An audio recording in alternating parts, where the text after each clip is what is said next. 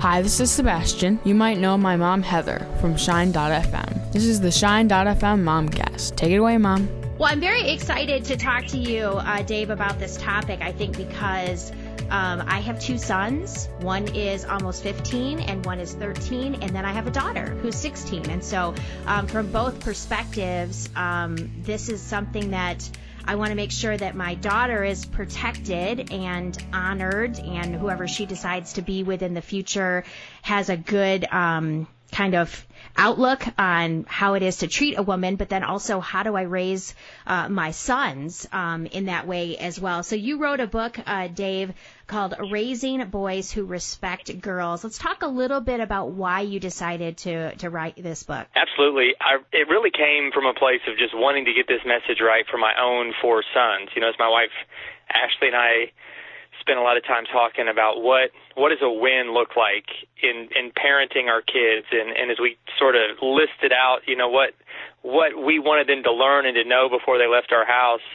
And we kept coming back to this theme of we want them to be prepared to be in healthy relationships and to be great husbands and dads someday, and how that really starts with a healthy view of what it means to respect women and a healthy view of what it means to respect themselves and to respect God's plan for sex and for relationships in a world that is throwing all kinds of mixed messages and untrue messages around that. And so really I just wanted to get this right in teaching my own sons, but as I researched it and as I got deeper into really what it meant to teach them this stuff, a book was birthed out of it. The burden became larger than just my family, and I thought, you know what, I want to help other families too. This is something all of us need to be reminded of. Yeah, absolutely. So what do you think, and doing the research and finding out some of this stuff for yourself, is why are all of the sexism and sexual misconduct, why is that coming up more in our culture lately? Where's the root of that that you found by writing this book? Well, really, I feel like the root of every sin issue, including sexual misconduct, including disrespect toward women, I mean, it really all just comes from veering away from God's original plan. And, you know, God gives us a perfect roadmap in Scripture. Jesus gives us a perfect example of what it looks like for a man to be respectful of women. And he did it in a really countercultural way when you look at the culture and the time in which he was living. And I think in our world we've pushed God's plan so far away from mainstream that now in that void, people are kind of making up their own versions of what it's supposed to look like. And in that mess that our kids are growing up in, there's so many different messages our kids are hearing about what it means to be a man, what it means to be a woman, what it means to be in relationships. And in the confusion of that messages, I think some people are just going back to their most primal, primitive, sinful instincts as it relates to treating the opposite sex. And so I'm really just trying to call all of us back to, it's not a new message at all, but it's the original message, the original design God gave for what it means to live out true manhood and what it means to live out true womanhood, and how do we do that together in a way that's beautiful and respectful and harmonious the way God intended. So let's talk a little bit. I saw in the book, and this was something that stood out to me, about how when it comes to dealing with this particular issue in our boys, we really have to get to their heart. And I think as a mom, this is really an interesting concept for me, because as the mom, I tend to be more on the emotional side, but sometimes my boys really don't like that.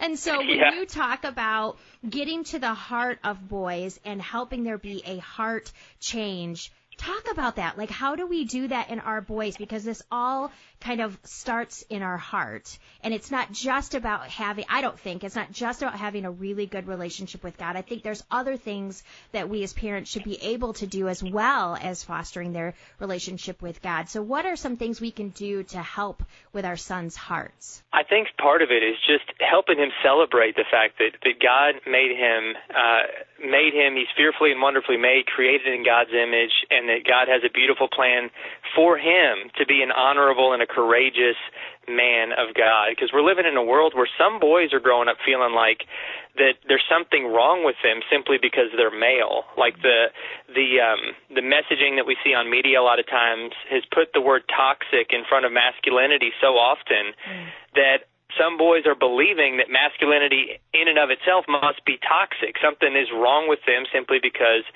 they're male, and they're wrestling with what does it look like to be a healthy and good man. Does that mean I have to be more feminine? And that's, again, kind of part of the brokenness of our culture, is it's trying to teach our boys to be more feminine. It's trying to teach our girls to be more masculine.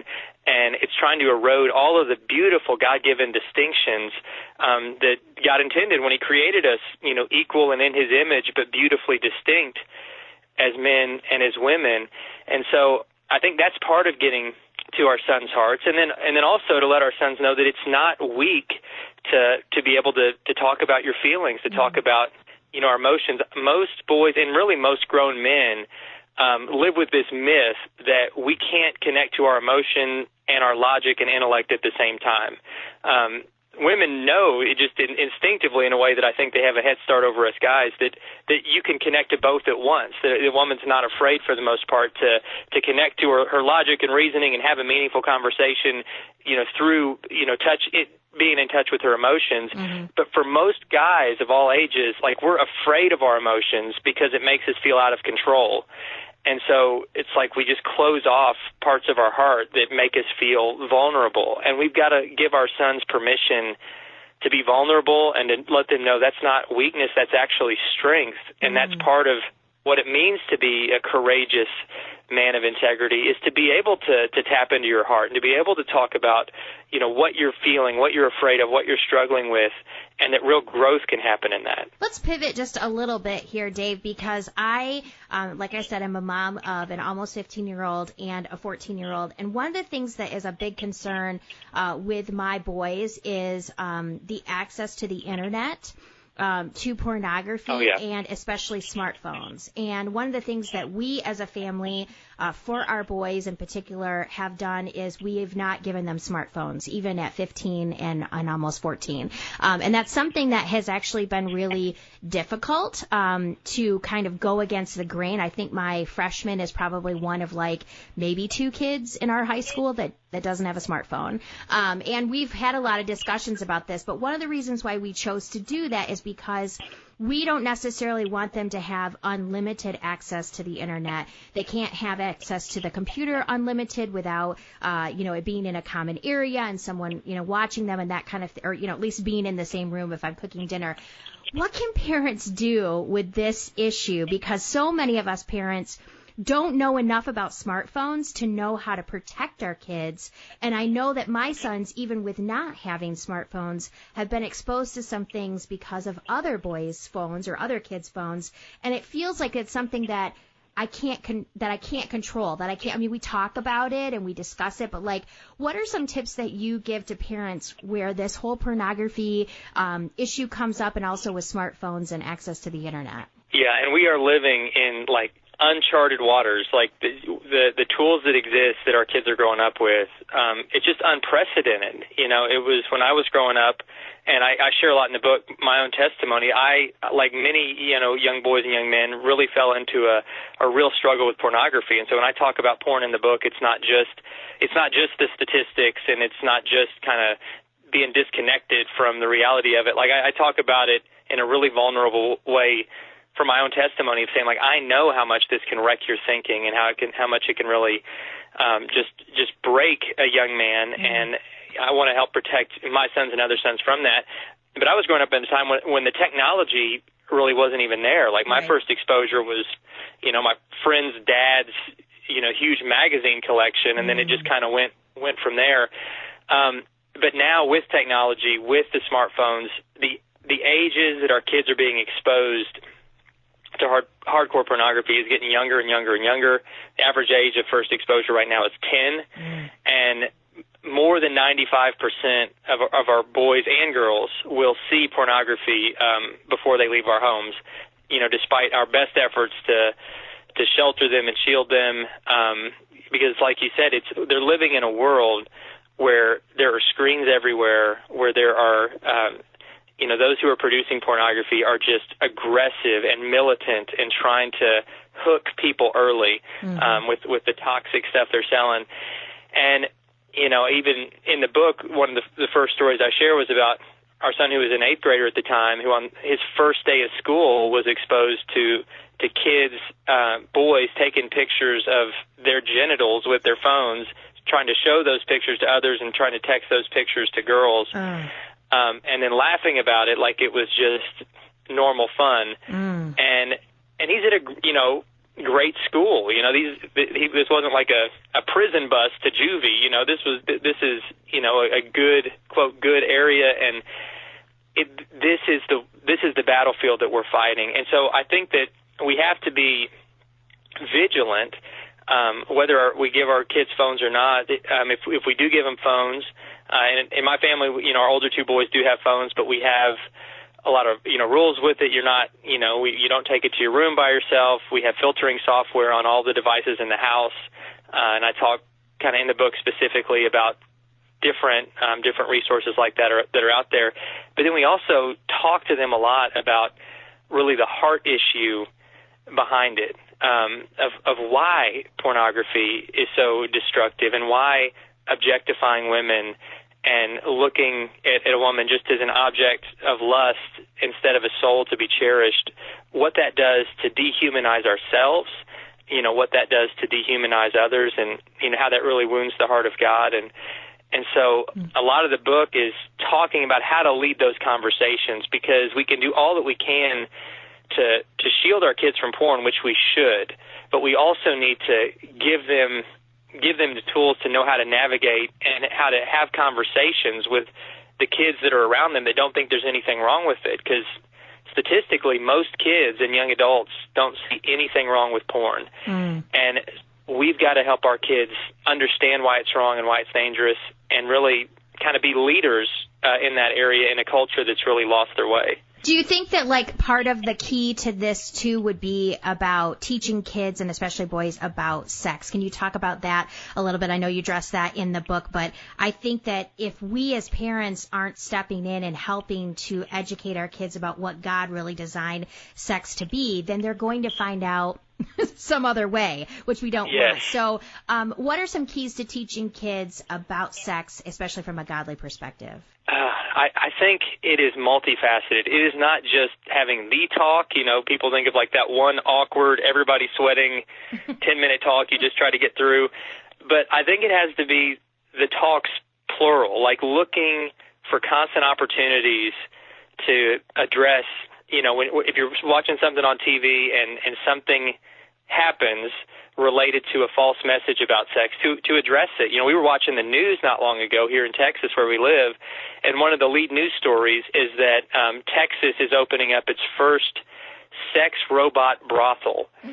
And this was a news story of how now the technology that fueled porn is now fueling these like artificial intelligence robots that look like young women that respond like humans, that are literally just objects for sexual exploitation, and guys are lining up to pay for it. And so this is on like the afternoon news that our kids are watching, and it just creates opportunities for us to say, guys, we're living in a broken world as it relates to sex, and this is one area where God teaches so much about the way that it's supposed to be, because sex is like fire in a fireplace. If fire stays in the fireplace, it gives light and warmth and heat to everyone in the house. And the fireplace, as it relates to sex, is marriage. That's where sex is designed to stay, and when it's there, it is a beautiful gift. It's nothing to be ashamed of. It's something to celebrate. It's a gift from God. But when you take that same fire and you take it out of the fireplace, the way our culture is done, and you don't have any restraint with it, then people get burned, things get destroyed, and that's what's happening in our world. And so we've got to just call our kids back and ourselves back to God's standard, which isn't there to limit us or to punish us. It's there to protect us. Right, absolutely. And I think one of the things that has bothered me, especially as I talk to other women and know that there are many, many men in the church that struggle with pornography as well, why do you think the church has remained silent on pornography and the struggle that our culture has and that many men in the church have with pornography? That is a great question, and it is one of my soapbox issues, because my wife Ashley and I do marriage ministry as kind of our primary work. We're focused on helping people with their marriages, and in that work, we're seeing that pornography inside and outside the church is the, I believe, number one issue that's just sabotaging marriages and also sabotaging, young single people. And the stats, according to Barna, which is a very trusted statistical source in the Christian world, says 62% of men who claim to be Christians view pornography at least once a month. That's more than 3 out of 5. The vast majority of the men who would be sitting in church on any given Sunday, according to these stats, have looked at porn in the last month. So this isn't just a past struggle for most of the Christian men. It's a current struggle. And so we talk about it openly. I share my testimony openly because, like you said, churches aren't addressing this. Churches have to get real about this issue. Because this is the thing Satan is using to keep people in shame and to keep people in isolation and to keep people in sin. And I think maybe part of the reason why churches don't want to address it is simply, they're afraid. It's a messy topic. But we've got to go into the mess and get real about this, or else we're just pretending. We might as well just shut our doors if we're not going to address the real issues people are facing. So I would just challenge, other, fellow pastors, those who have any voice in the way that our ministries and our church services are being shaped, that we would get real about these issues, because this is a real issue for many, many men inside the church. Can you share just some of the things that you have done or even examples of with your boys that have helped to facilitate the conversation about, I think it's sometimes especially when you get to the teenage years, at least for me, I think there's a balance between asking too many questions and backing off, giving them space.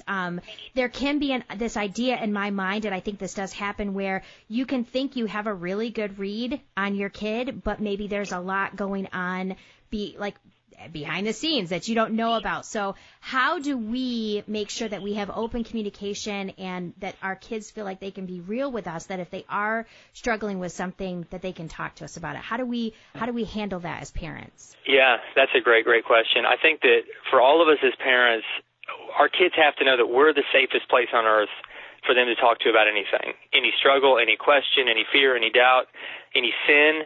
That they can come to us first, and we want to be that safe place that they come to help them work through it and to help them process it and help protect them. If they've got a question, don't go to Google first. Definitely don't ask some kid in the locker room first. Come to me first. And if we want to really cultivate that kind of relationship, I think we do have to ask questions, and I think we have to be willing to listen to whatever our kids want to talk to us about. I think sometimes I'm guilty of tuning out when they're wanting to tell me about this video game, or they're wanting to tell me about whatever random thing that frankly I just feel like this is a pointless conversation. But then I had a wiser mentor that told me, like, listen, if this matters to them and they want to share it with you, then make it matter to you. Because if you're willing to listen to the little things, they're going to be willing to tell you the big things.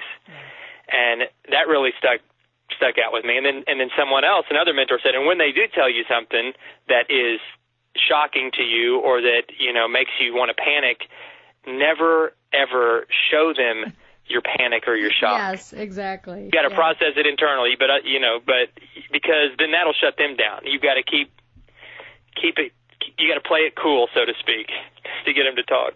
I have had mentor moms say to me, Heather, you have to work on your chill. And I'm like, I don't chill. I have no chill. And they're like, yeah, you need to work on your chill, because with teenagers, it's really, and just the other day I did something. My daughter had told me that she had forgotten to submit an assignment online. And my daughter is very, very meticulous about making sure that everything, and my face must have been shocked, because she goes, why are you looking at me like that? And I was like, oh, I don't know, because you're just so good at handling these things. I'm just surprised that you forgot, but that's okay. I tried to recover really good, but there's times when I just, like you said, I can't. I'm a big reactor, and so I'm just like, oh, really? Oh, okay, so you, had a wrestling match on the way home from school today. Oh, okay, well, why don't you tell me what was going on? You can't, but that's so, at least for me, who clearly doesn't have any chill. That's super hard for me, but it is truly true that, like you said, if they're going to share the little stuff with you, then they're going to feel much more comfortable to share the big stuff with you. So that is really, really good. Well, the book is called Raising Boys Who Respect Girls. Dave, thank you so much for sharing your perspective and sharing just some of the research. I will tell you, I was really, really impressed with and surprised by some of the research that you put in the book, and I'd encourage our listeners to check it out because I think there's a lot that we parents don't want to face when it comes to our kids, and we need to be, just like the church, facing the reality of the situation and really engaging with our boys and our girls about healthy sexual relationships and healthy relationships with the opposite sex. So, Dave, thank you so much for joining me on the Momcast today. Thanks, Heather. I appreciate it.